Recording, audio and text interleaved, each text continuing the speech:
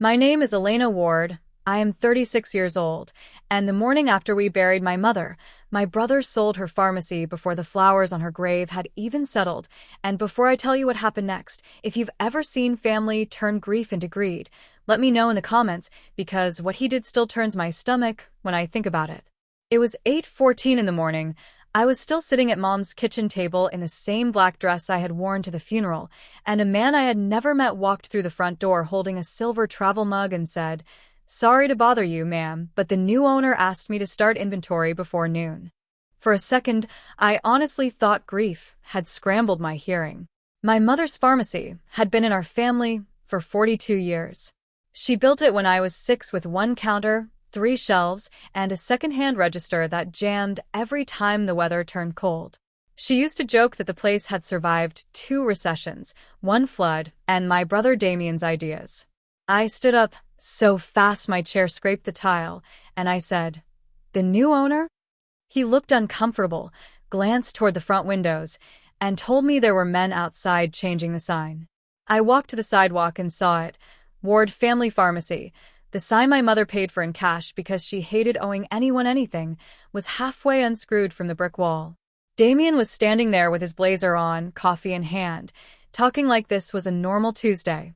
Not like a son who had buried his mother yesterday. Not like a man standing outside the business that fed us, clothed us, and put him through college. Just calm, polished, smiling, like he had finally done something clever. When he saw me, he gave me that same exhausted little smile he'd been using since childhood, whenever he wanted a room full of people to believe I was the difficult one. He said, "Elena, don't do this out here."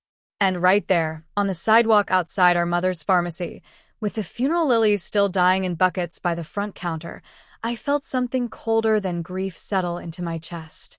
Grief, I understood.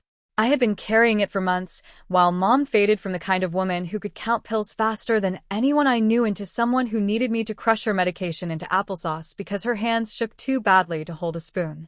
But this was different. This was greed standing in daylight, wearing expensive shoes, pretending it was practical. I asked him what exactly he had done, and he said he had sold the business because it was the practical thing, because Mom wouldn't have wanted us fighting, because the money solves everything. Then he named the number, like I was supposed to be impressed. $980,000. If you're already angry, stay with me, because it gets worse. I asked him if he had lost his mind, and he lowered his voice and said, "You haven't worked here full-time in years." I handled the buyer. I handled the attorney. I handled this. That was when I knew for sure he had mistaken my silence for ignorance. What Damien never understood was that I had never stopped belonging to that pharmacy. I was the one Mom called when the insurer denied a child's inhaler at closing time. I was the one who drove in after my hospital shifts to reconcile controlled substance logs because Mom's hands had started shaking. I was the one who updated the compliance files, renewed the state records, answered board notices, stayed until midnight when the refrigerator alarms failed, and fixed the things no one thanks you for because women are expected to hold disasters together quietly. Damien liked to tell people he was helping with operations, which usually meant showing up twice a month in polished loafers and suggesting we turn the greeting card aisle into a smoothie bar. He talked about rebranding.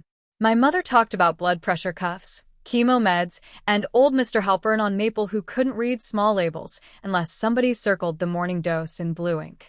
In the last 2 years of her illness, when she could no longer stand behind the counter for long, she moved almost every regulatory responsibility into my hands. Quietly, carefully, legally. Because Mom knew 2 things about my brother that the rest of town kept forgiving. He loved money too quickly, and he loved responsibility only when somebody else had already carried it. I told Damien to show me the sale documents. He said I could review everything through probate like a normal person. That word almost made me laugh.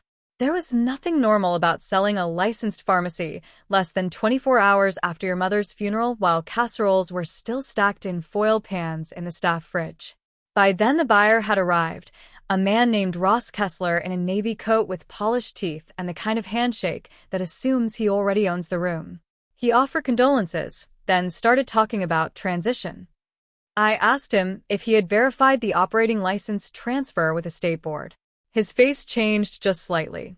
Damien cut in and said the lawyers had handled all of that. Ross looked at Damien, then back at me, then said, "We have an asset purchase agreement." I said, "I didn't ask about shelves and floor tiles. I asked about the license." Damien snapped, "Elena, enough." But I was already walking inside. And if you're listening to this on her silence, subscribe now, because stories like this are exactly why silence is not weakness. It's what happens before the truth walks into the room. The pharmacy looked exactly like it had the night before, which somehow made everything crueler.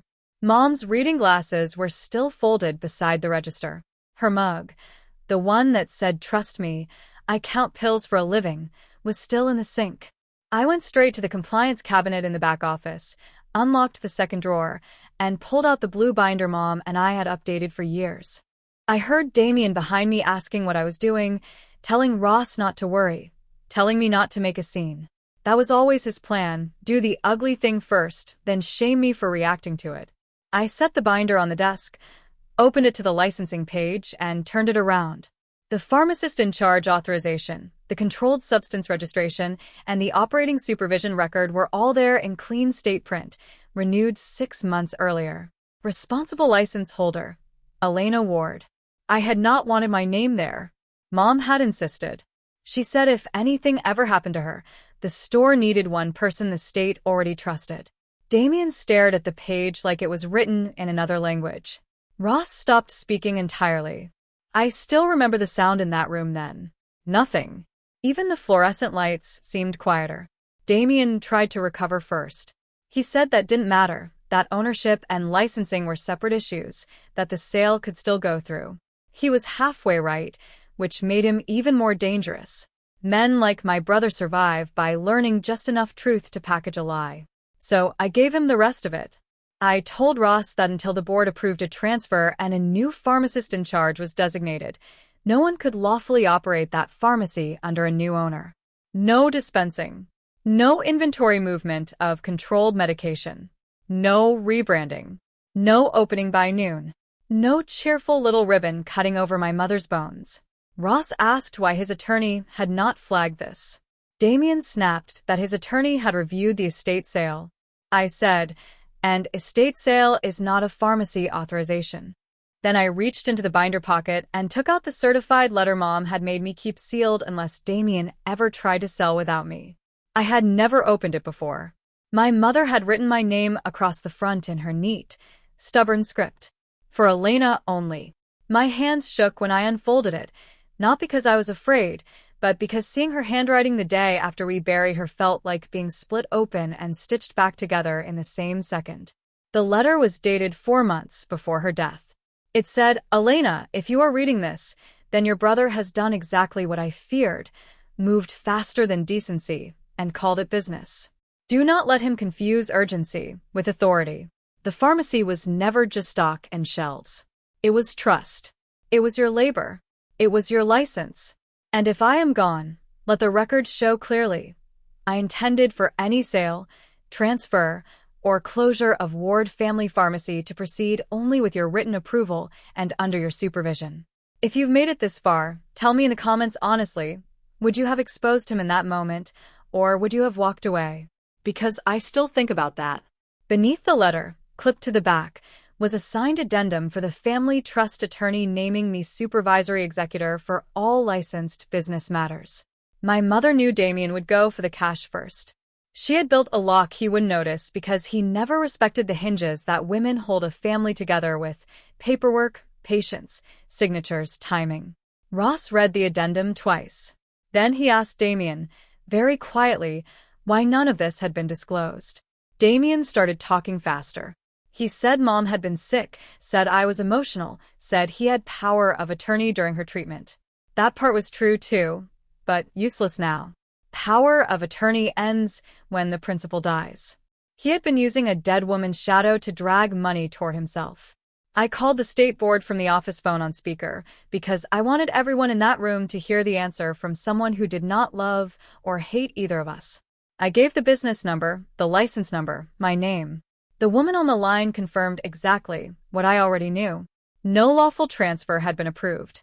Any attempt to operate under new ownership without board authorization would trigger an immediate compliance investigation. Ross took one slow breath, looked at Damien, and said, "You sold me something you couldn't deliver." Damien turned to me then and said, "You would destroy this place just to punish me?" And I remember thinking, that is how people like him rewrite everything in their heads. They strike the match, and when you grab the water, they call you destructive. The part that still amazes me is that he kept lying even after the room had moved on without him. Ross stepped outside to call his attorney. The inventory guy started putting the half-packed boxes back on the shelves. One of our techs, Sandra, walked in through the back and froze when she saw us. Then she saw the sign crew outside, understood everything, and said out loud, "He did this the day after her funeral?" She said it with such plain disgust that for 1 second Damien actually looked ashamed. Only a second. Then he asked Sandra to leave, as if he still had the right to issue orders in that building. She didn't even blink. She walked to the sink, emptied Mom's mug, washed it, dried it, and set it beside me on the desk like a witness taking her seat. Ross came back in less than 10 minutes later and said his legal team was rescinding the purchase, pending fraud review and recovery of the deposit. Damien went pale. Apparently, he had already spent part of that money in his head. Then he started shouting about sacrifice, about being the eldest, about how no one appreciated how hard he had worked. I let him finish because people like that always expose themselves best when nobody interrupts. When he finally ran out of excuses, I asked him one question. "Did you even wait until her flowers reached the cemetery?" He looked away. That was enough answer for me. I told him to hand over every key, every password, every account login tied to the business. He laughed and said I had no right. So I opened the second page of Mom's letter. There, in black ink, was one final instruction. If my son ever attempts unilateral action against the pharmacy, remove him from all access immediately. He is not to make staffing, sales, or financial decisions without Elena Ward's written consent. My mother had seen him clearly all the way to the end. I called the security company that same hour. I changed the alarm codes before Damien got to his car. By noon, the sign crew had reattached Ward Family Pharmacy to the wall exactly where it had always been. By 3, Ross's attorney had sent a demand letter. By 5, Damien had left me 6 voicemails, 3 angry, 2 pleading, 1 pretending he had only ever been trying to help. I wish I could tell you I felt triumphant. I didn't. I felt tired in the bones. There is no joy in winning against your own blood. There is only clarity.